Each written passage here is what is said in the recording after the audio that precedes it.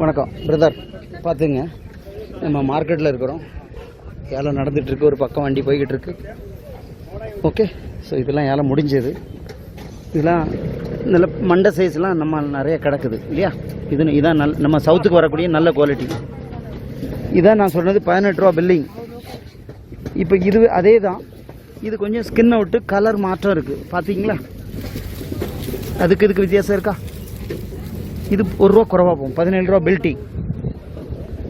Okay, இந்த மாதிரி இருக்குல்ல, இதுவும் அதுதான். இது மழையில் நனைஞ்சது, பார்த்த உடனே தெரியுதா? இது காய வச்சு ஒரு தோல் எடுத்தால் அப்புறம் நல்லாயிருக்கும். ஓகே, இது விலை குறை. ஓகே, இது பாருங்க,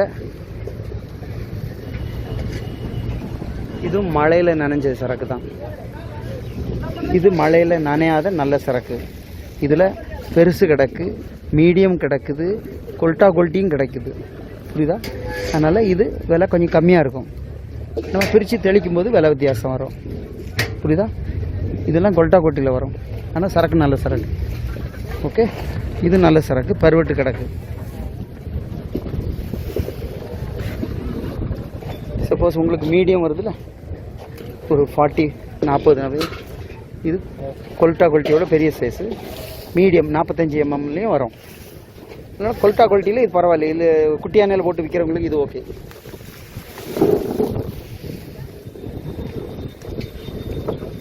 இந்த வெங்காயத்தை பார்த்தீங்களா?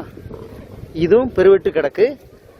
ஆனால் கொஞ்சம் ஸ்டாக் வச்சு வந்தது. கலர் கொஞ்சம் மாறி இருக்குது. ஆனால் கெட்டு போனது இல்லை, நல்லா தான் இருக்குது. பட் கிரேடிங் பண்ணும்போது இது ஒதுங்கிரும், இதை பொறிக்கிடுவோம், இது பொறுக்கி எடுத்துருவோம். அப்போது நிறைய வேஸ்டேஜ் போகும். புரியுதா? ஸோ இந்த மாதிரி நாங்கள் எடுக்க மாட்டோம். ஓகே, பார்த்தீங்களா? இதெல்லாம் மீடியம் ரேஞ்சில் சேரும், ப்ளஸ் கொல்ட்டா குவாலிட்டி.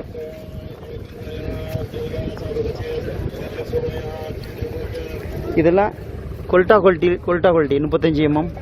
அப்போ அதில் பெருசெல்லாம் பொறுக்கி தூரம் எடுத்துட்டு அது அந்த பையில் போட்டுட்டோம்னா இது உங்களுக்கு கொல்ட்டா குவாலிட்டியில் வந்து சேரும்.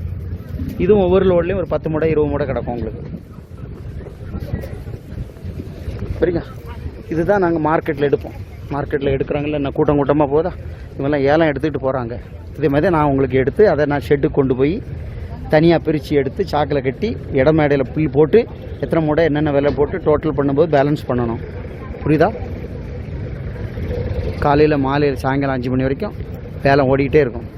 இப்போ உங்களுக்கு காட்டுறேன் பாருங்கள்.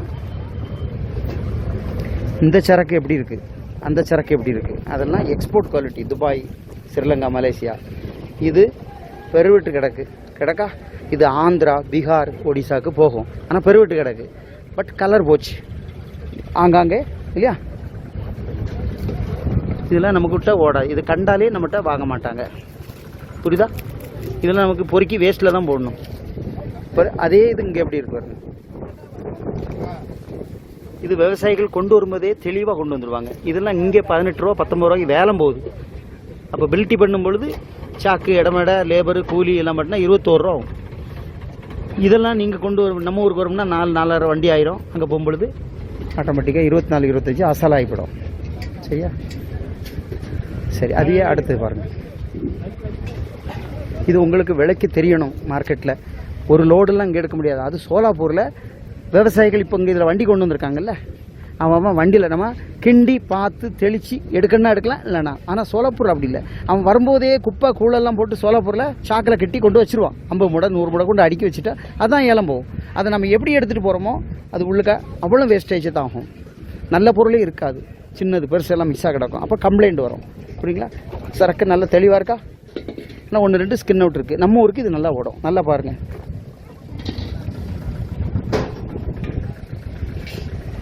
சரியா?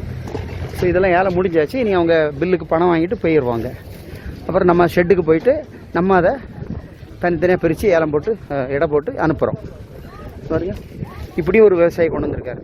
1 டன் கூட இருக்காது. இதெல்லாம் துபாய், நல்ல குழுன்னு இருக்குது.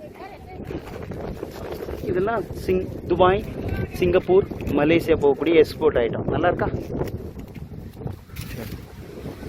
சரி, முடிச்சுக்கிறேன்.